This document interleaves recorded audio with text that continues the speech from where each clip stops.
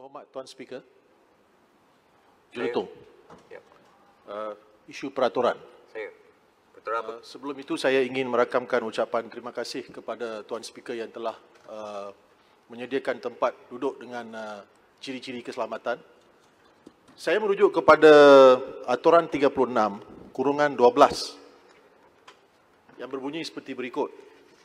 Mana-mana ahli yang mengeluarkan kenyataan yang mengelirukan Dewan adalah disifatkan menghina majlis dan ahli itu boleh dirujuk kepada jawatankuasa hak dan kebebasan bagi kesalahan tersebut. Ya.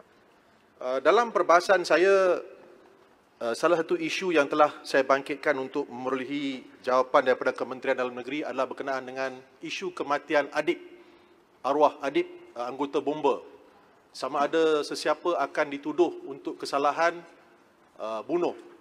Kemarin bila Yang Berhormat Menteri Dalam Negeri membuat penggulungan, walaupun pada asalnya beliau enggan menjawab soalan saya, tetapi apabila didesak oleh saya, beliau telah memberi jawapan bahawa kes itu akan disiasat semula dan suspek-suspek akan dituduh untuk kesalahan 143 di bawah kanun keseksaan.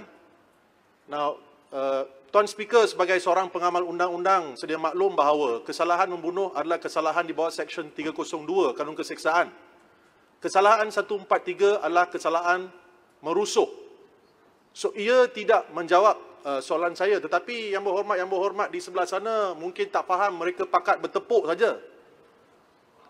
Soalan saya adalah, siapakah yang akan dituduh untuk kesalahan membunuh di bawah Seksyen 302? Dan Yang Berhormat Menteri juga telah menjawab. Mungkin Yang Berhormat Kota Baru ada di sini boleh, sebagai seorang pengamal undang-undang, boleh memberi penjelasan.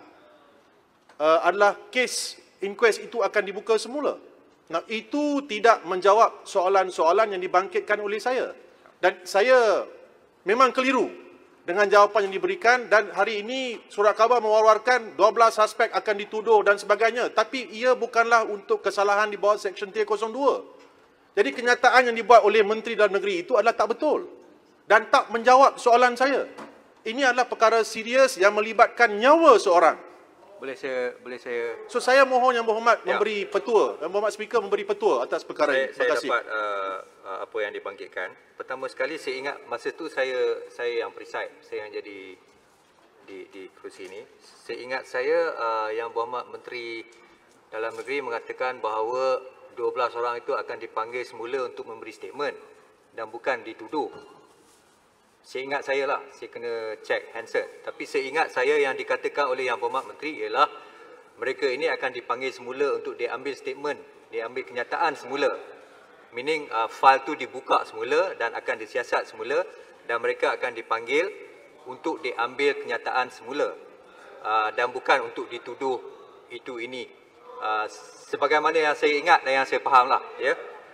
Walau bagaimanapun, mengikut peraturan 36/12, kalau hendak dibangkitkan soal pengeliruan Dewan, maka Yang Berhormat perlulah merujuk beliau kepada Jawatankuasa Hak dan Kebebasan, maka perlu satu usul lah mengenai perkara itu. Yang Berhormat Speaker, saya cuma merujuk itu adalah perkara kedua. Ya. Tapi cuma sebelum ini, bila kita menjadi kerajaan, bila sesuatu jawapan diberikan oleh seorang menteri, Yang Berhormat di sebelah sana akan datang balik ke Dewan dan akan membuat bantahan. Kononnya bahawa jawapan itu tidak menjawab kepada persoalan yang dibangkitkan. Itu boleh ditulis kepada saya sebagai speaker dan tunjuk bagaimana benda itu mengelirukan dan usul boleh dikemukakan untuk diambil tindakan melalui Jawatankuasa Hak dan Kebebasan. Baik, saya ambil maklum Tuan Speaker, tapi saya cuma merayu supaya bila memberi jawapan itu,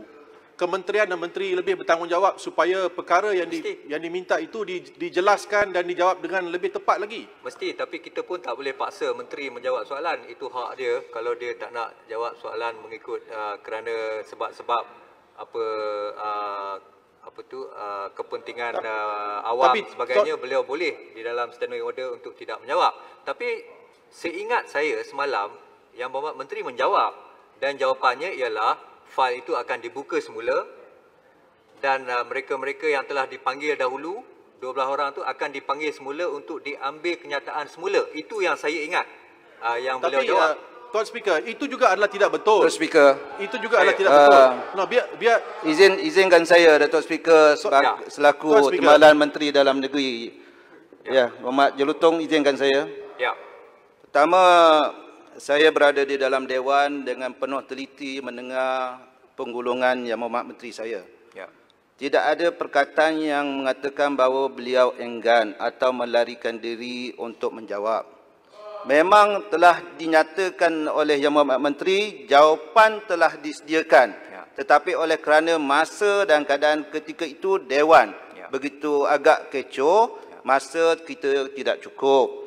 Dan Yang Berhormat Menteri minta kebenaran daripada Datuk Speaker sekiranya diberikan masa tambahan. Dan alhamdulillah masa tambahan 15 minit telah diberikan kepada Yang Berhormat Menteri saya di bawah Kementerian Dalam Negeri. Dan Yang Berhormat Menteri sebut memang ada jawapan dan ditunjukkan jawapan ada di tangan dia. Jadi tak timbul perkataan atau unsur-unsur Yang Berhormat Menteri saya enggan atau mengelak untuk memberikan jawapan. Pertama. Yang kedua, memang jelas apa yang telah disebut oleh Yang Berhormat dan Datuk Speaker tentang siasatan semula, status siasatan semula ni. Ada dua perkara yang penting yang saya nak ulang sekali lagi, bahawa kertas siasatan telah dirujuk semula kepada Jabatan Peguam Negara. Biarlah Jabatan Peguam Negara meneliti terhadap dua isu. Yang pertamanya sama ada ingin terus menuduh 12 orang suspek di bawah Seksyen 143 Kanun Keseksaan, iaitu merusuh. Ini tepat disebut oleh Yang Berhormat Menteri. Yang kedua tentang mengadakan inkuest semula.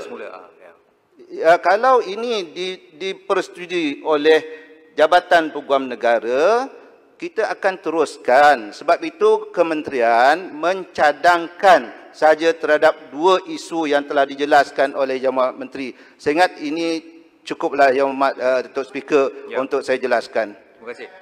Saya nak jelaskan sikit. Sebenarnya saya kata tadi saya yang preside, bukan saya. Saya tengok live stream. Timbalan Saya Speaker. tengok live stream sebenarnya. Dan saya rasa Yang Berhormat Kepala Kerau mempunyai ingatan yang lebih baik daripada saya. Memang benar, itu yang saya tengok live stream, memang itu yang diperkatakan oleh Yang Berhormat Menteri. Betul. Tapi Yang Berhormat Jelutong, kita ada banyak untuk dibahaskan. Baik. Saya ambil maklum, Tuan Speaker. Saya ambil maklum. Kalau Yang Berhormat berpendapat bahawa ia mengelirukan, tulis kepada saya. Dan Yang Berhormat memang ada hak untuk... Saya cuma risau. Very well. Saya akan ambil maklum dan saya akan... Jelutong nak jadi hero lah tu. Bukan. Ini bukan jadi isu jadi hero, Yang Berhormat. Bukan Publicity. jadi isu Nanti lah dulu apa dia buat. Kita minta Tak ada apa pun. penjelasan. Okay. Yang Berhormat Jelutong, Yang Berhormat Speaker, kita telah diminta oleh orang ramai. Dan Yang Berhormat Jelutong pun bercakap di dalam perbahasan apa status kedudukan kes Adib. Ya, betul. Dan Yang Berhormat Menteri melalui KDN telah jelas menyatakan dua perkara besar yang kita rujuk pada Jabatan Peguam Negara. Sabarlah Yang Berhormat, selaku peguam yang berpengalaman, Yang Berhormat memang tahu proses bagaimana untuk kita lakukan perkara ini. Terima kasih. Cukuplah Yang Berhormat. Cukuplah Yang Berhormat. Saya, Speaker. Ia tak... Okey. Kita ada banyak nak dibahaskan. Saya ambil perhatian apa yang dibangkitkan oleh Jelutong. Memang benarlah kalau ditanya soalan seboleh-bolehnya dia jawab dengan tepat.